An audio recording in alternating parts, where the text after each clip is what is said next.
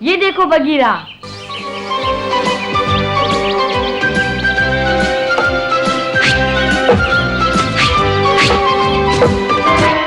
नारियल को लगा। हाँ, लेकिन तुमने उसके लिए 4 बार निशाना लगाया मोगली। हाँ, लेकिन ये तो शुरुआत है। तुम्हारे सब निशाने ठीक लगने चाहिए मोगली। फिर से कोशिश करो।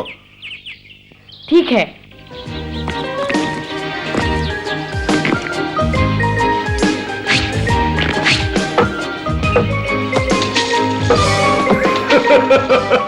इस बार तुमने अपनी पूरी ताकत नहीं लगाई, इसलिए पानी में जा गिरा मोगली। और ये पत्थर अपने हाथ में पकड़ के मत रखो, इन्हें अपने कमर में फंसा के रखो, जैसे अपना पंजा फंसाते हो। अच्छा विचार है। नहीं मोगली, वो लंबे पत्थर उठाओ। गोल पत्थरों के बजाय ये लंबे पत्थर ज्यादा उपयोगी साबित होंगे।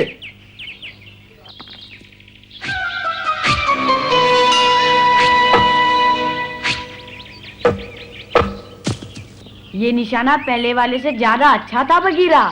नहीं नहीं नहीं, कुछ खास अच्छा नहीं था मोगली। इतनी देर से तुम एक नारियल नहीं तोड़ पाए, शिकार क्या करोगे तुम? फिर कोशिश करता हूं। अब ये देखो,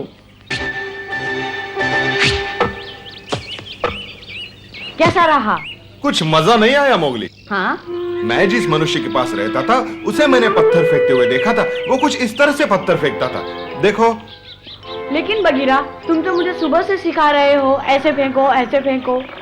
हाँ, अब उसे भूल जाओ। ऐसे फेंको। हाँ? देखा तुमने? सबसे पहले अपने हाथ को पूरी तरह घुमाओ और फिर आगे बढ़ो। समझ रहे हो ना मोगली? दाएं हाथ में पत्थर पकड़कर उसके वजन का अनुमान लगाओ और फिर सारा जोर अपने कंधे पर डालो और पूरी ताकत लगाकर पत्थर फेंको। समझे? एक बात हमेशा याद रखना मोगली, शक्ति के साथ साथ युक्ति का होना बहुत जरूरी है। कुछ मनुष्य आसमान में उड़ते पंछी को पत्थर मारकर गिरा देते हैं मोगली। लेकिन तुम कैसे जानते हो? मैं भी उड़ते हुए पंछी को मारना सीखूंगा, तभी मैं मोती का असली बेटा कहलाऊंगा बगीरा। मैं अच्छा शिकारी बनूंगा बगीरा, खूब शिकार पकड़ूंगा और जो लाचार भेड़िए हैं उनकी सहायता करूंगा।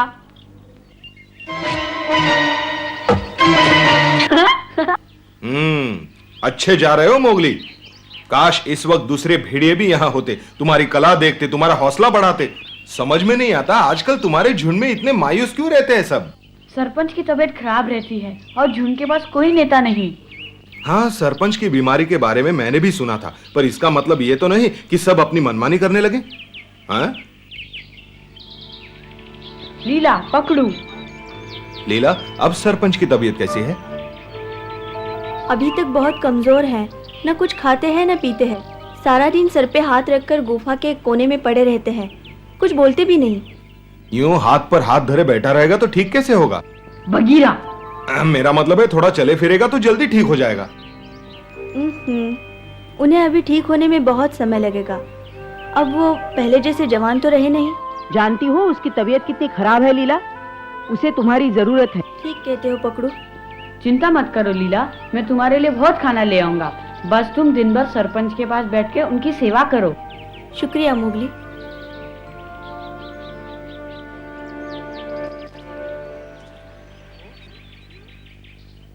लीला आजकल चुप चुप सी रहने लगी है। लगता है उसे सरपंच की बीमारी की चिंता खाए जा रही है। तुम क्या देख रहे हो? जाओ लीला के लिए खाने का बंदोबस्त करो, वादा किया है तुमने उसे।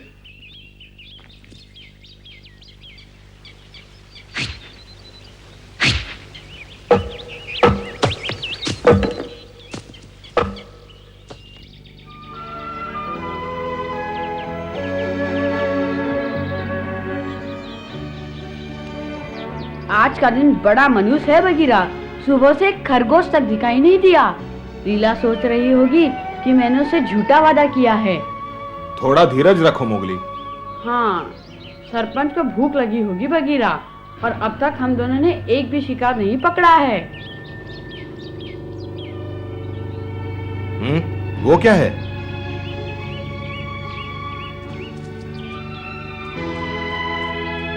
हिरन लगते हैं। वो तो ऐसे भाग रहे हैं जैसे कोई उनका पीछा कर रहा है।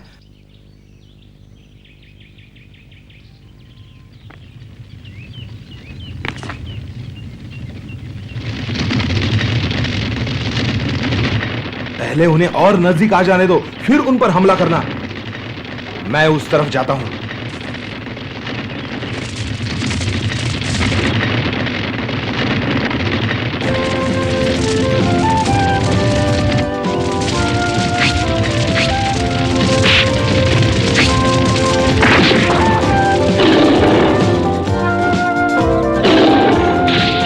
बहुत अच्छे बगीरा, तुमने 3 हिरण पकड़े हैं। नहीं, हम दोनों ने पकड़े हैं। कोई है? ये तो शेर खान है।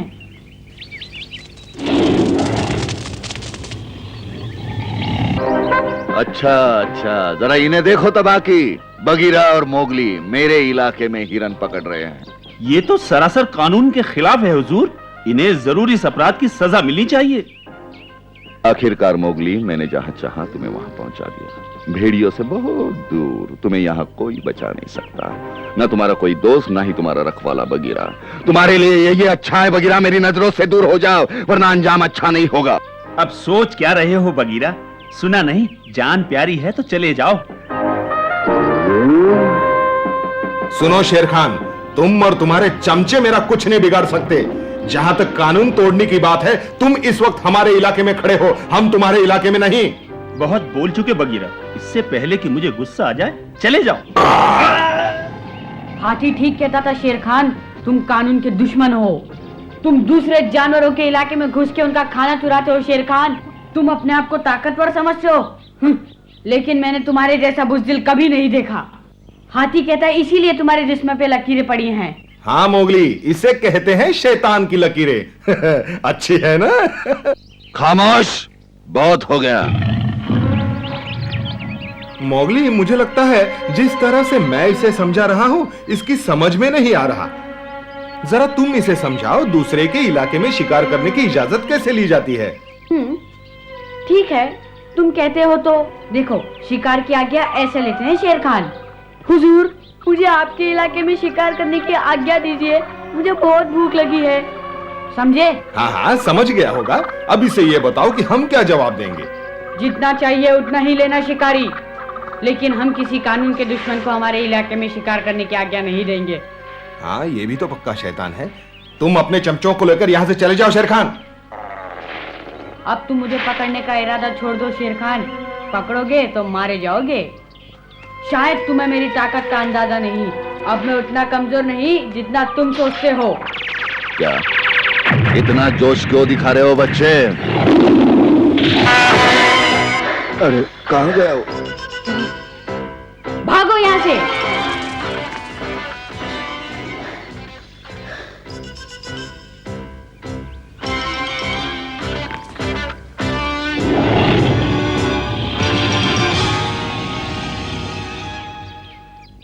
तबाकी, इधर आओ।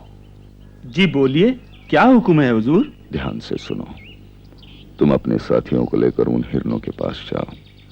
जब बगीरा तुम्हें देखेगा तो जाहिर है कि वो तुम्हें रोकने के लिए तुम्हारी तरफ दौड़ेगा। उसी वक्त मैं उस घमंडी बच्चे का काम तमाम कर दूंगा। ठीक है हुजूर, समझो काम हो गया। दोस्तों, मेरे पीछे आओ।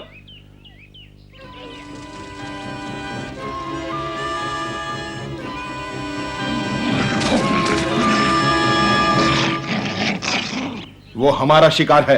मोगली, तुम संभाल लोगे इसे? तुम्हारी ये हिम्मत! ये है शतरंज की चाल। अब बताओ बच्चे, घबराहट हो रही है? बगीरा ने इसलिए? मैं तुम्हारी जरा भी परवाह नहीं करता शेर खान।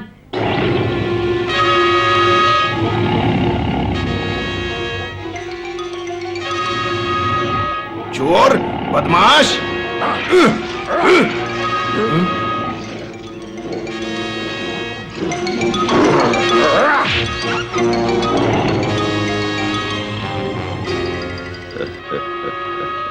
क्या बात है मोगली, डर के मारे धरती को चिपक गए या घुटनों के बल पड़े जिंदगी की भीख मांग रहे हो हमसे?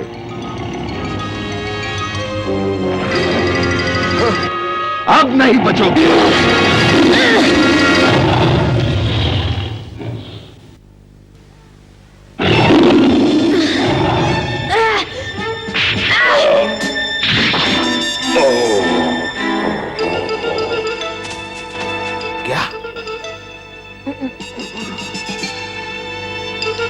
अब मैं बर्दाश्त नहीं कर सकता बच्चे।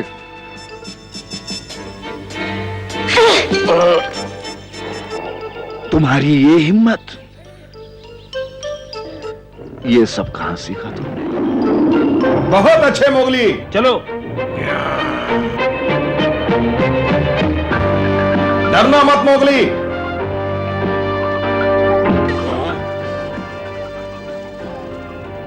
सब भाग गए। शेर खान कभी हारता नहीं बच्चे।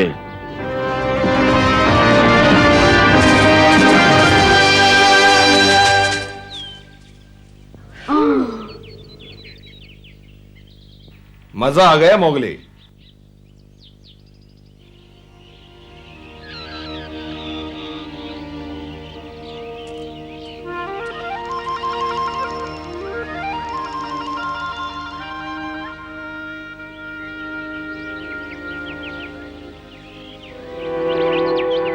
वाह मोगली, तुमने बड़ी बहादुरी से शेर खान का सामना किया।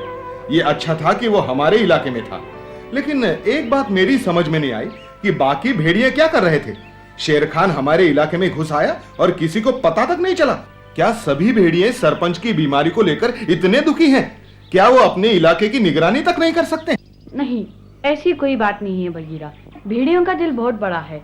वो सिर्फ इसीलिए दुखी हैं क्योंकि उनका झुंड टुकड़े टुकड़े हो रहा है। कुछ दिन पहले की बात है, तुम यहाँ नहीं थे।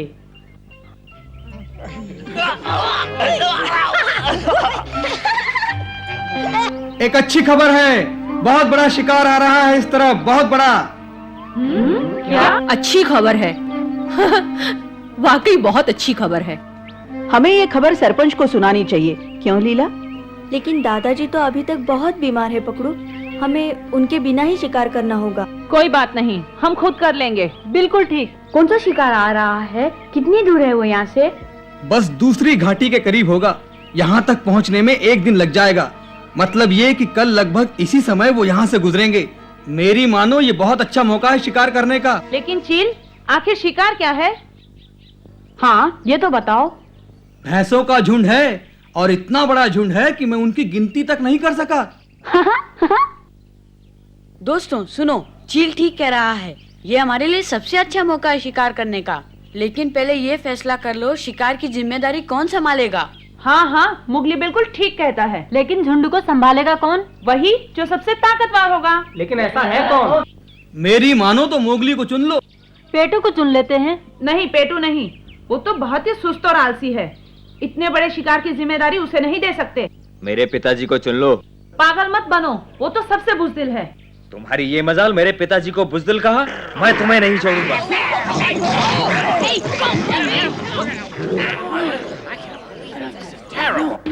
अब तुम कोई शिकार की तैयारी करोगे या बच्चों की तरह आपस में लड़ते रहोगे? बड़े शर्म की बात है। मैंने ऐसा तो कभी नहीं देखा।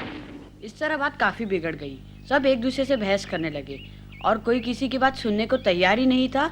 कोई फैसला नहीं हुआ। कोई फैसला नहीं हुआ था तो शिकार तो हुआ नहीं होगा। नहीं, शिकार तो हुआ था। डमरू ने सरपंच की परवाह नहीं की। वो बोला, नेता होते हैं बच्चों के लिए, हम अपने दम पर भैंसों का शिकार कर सकते हैं। डमरू ने ऐसा कहा? उसका दिमाग खराब हो गया था क्या? तुम्हें नेता की जरूरत होगी, हमें नहीं। तुम देखना हम अपने दम पर भैंसों को कैसे पकड़ते हैं। तुम्हारे बस की बात नहीं है डमरू, ये शिकार हम करेंगे। अरे तुम क्या करोगे? तुम तो बुज़दिल हो। क्या कहा तुमने? हमें बुज़दिल कहा? हाँ कहा। तुम बुज़दिल हो, कायर हो, डरपोक हो। अब तुम पूरी राम कहानी मत सुनाओ, ये बताओ शिकार हुआ कि नहीं? जैसे चील ने खबर दी थी वैसे ही अगले दिन बहुत बड़ा भैंसों का झुंड वहां से गुजरा। किसी को भी शिकार के बारे में मालूम नहीं था। जिसका जहां मन किया वो वहां पर भैंसों का इंतजार करने लगा।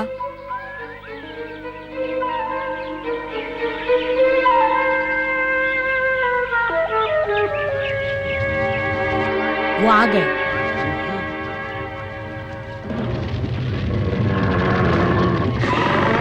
हमें जल्दबाजी नहीं करनी चाहिए अकड़ू। रुक जाओ अकड़ू, अभी मत जाओ।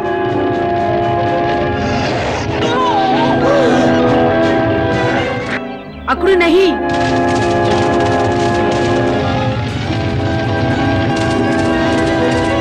मोगली चलो। चलो।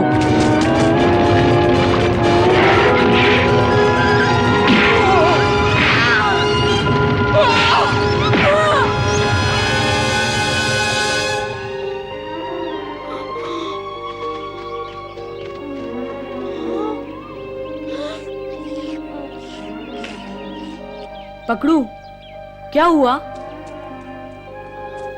पकड़ू, तुम ठीक तो हो ना? हाँ, मैं ठीक हूँ।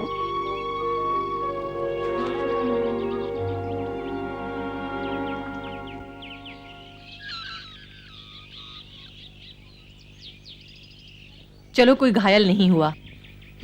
अरे इन शिकारियों को देखो, भैंसों का शिकार करने निकले। आओ महान शिकारियों, माफ करना, यहाँ कोई भैंसा नहीं, सब भाग गए। शायद तुम ही लोगों से डरकर भाग गए हो, लेकिन पता नहीं जाते हुए हंस क्यों रहे थे। कितनी मेहनत की है तुमने उन भैंसों को पकड़ने में। इतनी मेहनत अगर तुमने केले के पेड़ पर की होती तो जरूर कुछ केले तोड़ लेते। अभी देखता हूँ। अकड़ू, उनकी तरफ ध्यान मत दो। उन्हें ये एहसास मत कराओ कि तुम्हें उन पे गुस्सा आ रहा है। तुम तो जानते हो उनकी आदत है बकबक करने की, कुछ भी बोलते रहते हैं। लेकिन इन्होंने मेरी बेइज्जती की है मोगली। हाँ। ये लो मोगली, पकड़ो। क्या हुआ, चक्कर आने लगे मोगली? बस, बहुत हो चुका। अरे देखो, शिकारी को गुस्सा आ गया। अब तुम नहीं बचोगे बंदरों। अच्छा, तो उन भैंसों की तरह हमें भी डरा रहे हो? चुप रहो।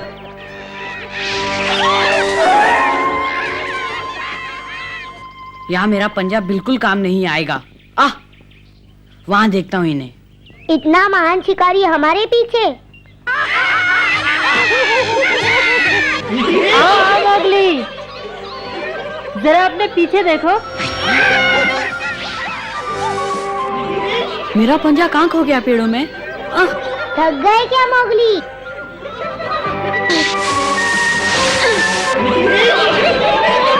यहाँ कोई भैंसा नहीं है प्यारे।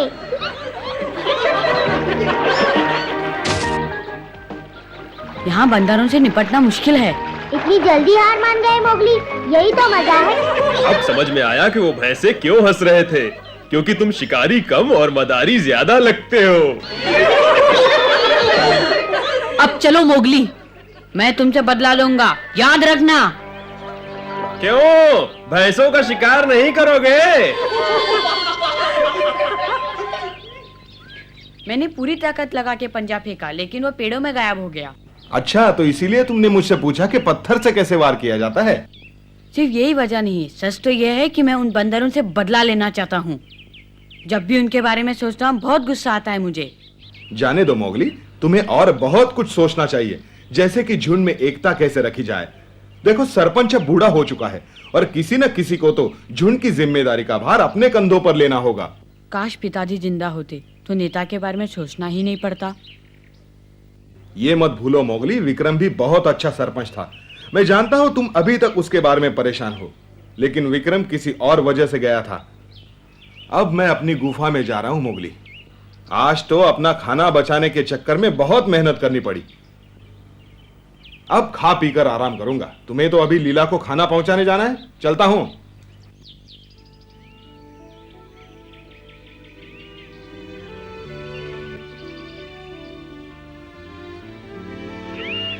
लीला, गुफा में ही हो? हाँ मोगली, अंदर आ जाओ। कहो सरपंच, अब तुम्हारी तबीयत कैसी है? बिल्कुल ठीक तो नहीं, पर पहले से बेहतर है। बेचारी लीला ने मेरी दिन रात सेवा की है। अच्छा तुम बताओ, सारे बच्चे शिकार का अभ्यास कर रहे हैं या नहीं? हाँ, सब कर रहे हैं। जानते हो, बगीरा और मैंने तुम्हारे लिए हिरण पकड़ा है, बिल्कुल ताजा है। तुम खाओगे तो जल्दी ठीक हो जाओगे। शुक्रिया मोगली, तुम वाकई बहुत अच्छे शिकारी हो। लीला, जरा मेरे साथ बाहर चलोगी? हिरण को उठा के अंदर लाना है। ये देखो लीला। ओह, कितना अच्छा है। आगे मोगली। अकड़ू, पकड़ू। किसने पकड़ा ये? मैंने और बगीरा ने मिलकर पकड़ा है। हम दोनों ने शेर खान का मुकाबला भी किया। तुम्हें मालूम है, शेर खान, तबाकिया और उसके दूसरे चमचे हमारे इलाके में घूम रहे थे। पता नहीं अचानक झुंड पर इतनी मुसीबतें क्यों टूट पड़ी। पहले बंदर, फिर भैंसे और अब शेर खान। ना जाने क्या होगा। हाँ, मेरी भी बंदरों से नोकझोंक हो गई थी। एक बंदर ने तो मेरे सिर पर आम मारा और मेरा मजाक उड़ाया। देखो आगे क्या क्या होता है। खैर सरपंच की तबीयत अब ठीक है। वो तो बस ऐसे ही कहते हैं, अभी बहुत कमजोर है। मुझे तो दिन रात उन्हीं की चिंता लगी रहती है। मुझे लगता है हमारी किस्मत ही खराब है। शेर खान भी हमारे इलाके में घुसने लगा है। अब हमें नेता की बहुत जरूरत है। हाँ, और मैं जानता हूँ हमारा अगला नेता कौन होगा, विक्रम। ये क्या कह रहे हो? लेकिन मोगली, पिताजी मुझे दोबारा छोड़कर मत जाओ। मोगली, तुम दोषी हो, सारा दोष तुम्हारा है।